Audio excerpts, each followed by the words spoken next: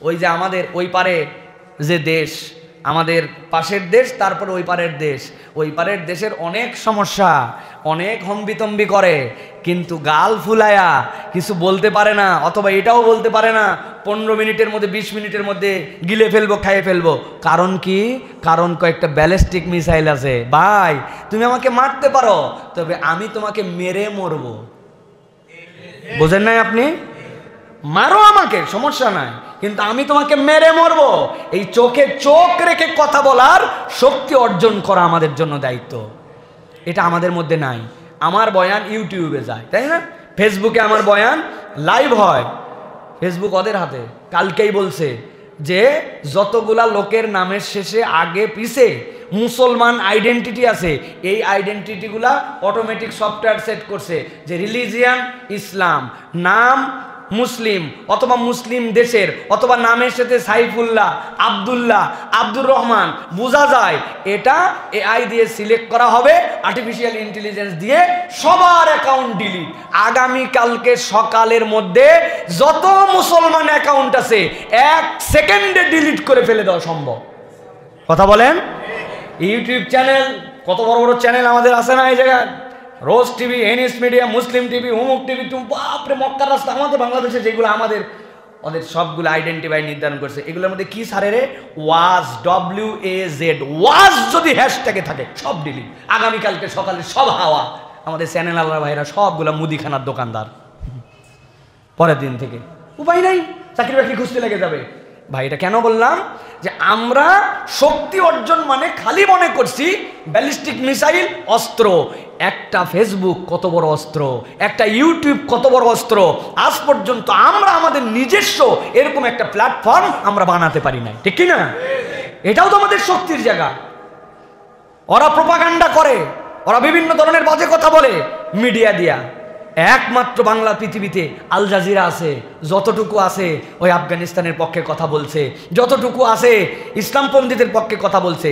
মিডিয়াটাকে গণে তারা পৃথিবীর ভালো ভালো সাংবাদিক ম্যানেজ করে নিয়ে আসছে, টপ রেটেড ইংলিশ বলতে পারে নিয়ে আসছে, একদম CNN এর সাথে মুখামুখি লেভেল দাঁড়া করতে পারে।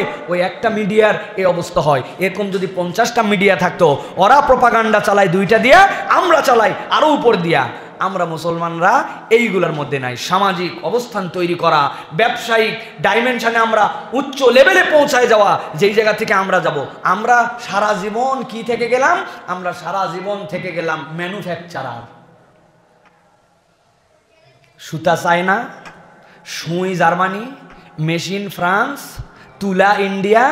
আমি খালি করে প্যান্ট বানাই, মনে করতেছি যে বাপরে আমি গার্মেন্টস, মেড ইন বাংলাদেশ। কি এর made in Bangladesh? Manufacture in Bangladesh, assemble in Bangladesh. তুলা আপনার না, সুতা আপনার না, সুই আপনার না, মেশিন আপনার না, বিদ্যুৎ আপনার না, কিচ্ছু আমার না। ওরা একদিন বললো সুই দিব না, আরেকজন বলছে তুলা দিব না, আরেকজন বলছে মেশিন দিব না। আপনি ওয়ার্কারগুলারে তখন খিচুড়ি খাওয়ানোর পয়সাও পাবেন না। এই জন্য আমাদেরকে এই ইনিশিয়েটিভগুলো নিতে হবে যে আমরা যেন ওই জায়গায় যেতে পারি, এই পাওয়ারটা যেন আমরা ক্যারি করতে পারি। দ্বিতীয় জায়গা কি?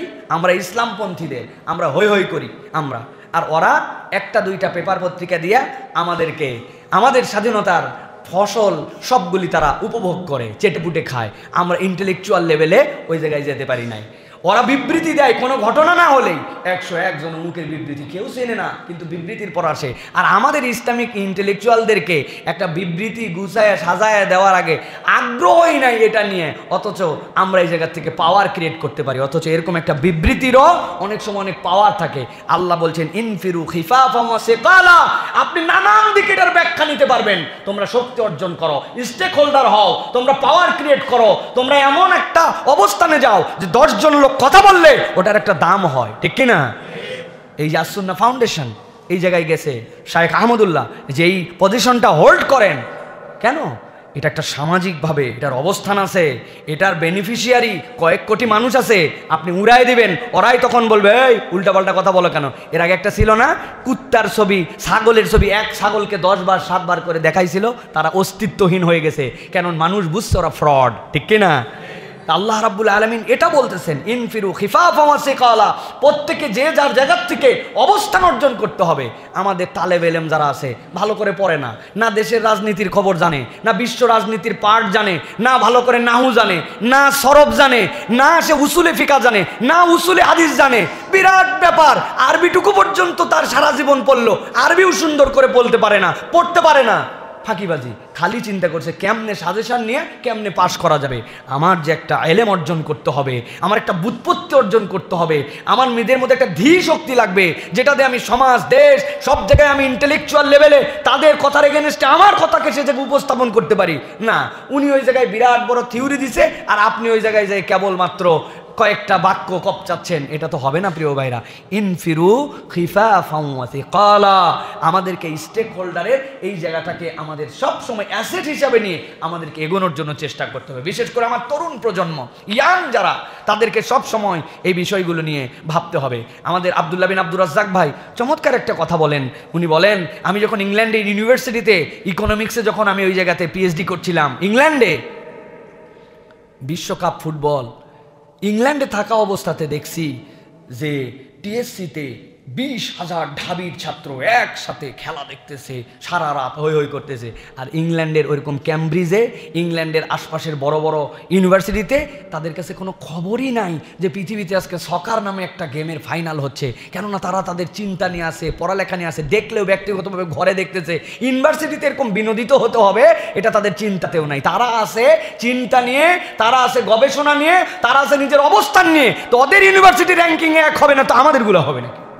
আমাদেরগুলোকে তো ইউনিভার্সিটি মনে করে না। এমন এমন শিক্ষক আছে, আমি কি বলবো, এগুলো বলি না, আমাদের ইউনিভার্সিটির কথা বলতেছি, ইসলামী ইউনিভার্সিটি, এগুলো ইউনিভার্সিটি জানি না, যেখানে আমি থেকে আসছি 8-10 বছর। আল্লাহ মাফ করুক, এমন টিচার আছেন যে টিচার হিসেবে সম্মান করি আমরা। ওইগুলো টিচারকে আমরা ছাত্র অবস্থায় পড়াতে পারতাম, ওইগুলো টিচারকে ছাত্র অবস্থায় আমরা, আল্লাহ আমাদেরকে যতটুকু যোগ্যতা দিয়েছিলেন পড়াতে পারতাম। কিভাবে নিয়োগ হয়েছে? মামু, খালা, শালা, দুলাভাই, এই সকল দিয়ে উনি নিয়োগ হয়ে গেছে। উপর থেকে 1, 2, 10 র্যাঙ্কিংয়ে নাই, উনি 41 নিয়োগ হয়ে গেছে। ঢাকা বিশ্ববিদ্যালয়ে আলাদা 10 থেকে 11টা ডিপার্টমেন্ট খোলা হয়েছে শুধু শিক্ষক নেওয়ার জন্য। ভালো করে বুঝেন কথাটা, ডিপার্টমেন্ট খুলে শিক্ষক নেয় নাই, দলীয় লোক নেওয়া লাগবে জন্য ডিপার্টমেন্ট খুলছে। আমার কথা নয়, গতকালকের পত্রিকা সার্চ করে দেখবেন আপনারা, এগুলো বানানো কথা নয়, শেষ করে দিছে সব। এই জন্য আল্লাহ রাব্বুল আমিন বলছেন, ওয়াজাহিদু বিআমওয়ালিকুম ওয়া আনফুসিকুম ফি সাবিলিল্লাহ, তোমরা আল্লাহর রাস্তায় তোমাদের মাল এবং জান দিয়ে চেষ্টা করো। এটা কেবলমাত্র এই জিহাদ নয়, সব জায়গায় আপনি আপনার অবস্থান দাঁড় করান।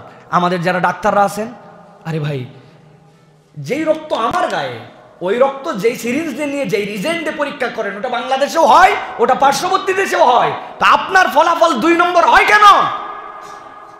আপনার হাসপাতালে 2 নম্বর ট্রিটমেন্ট হয় কেন? এই জন্য না সেখানে মানুষ যায়।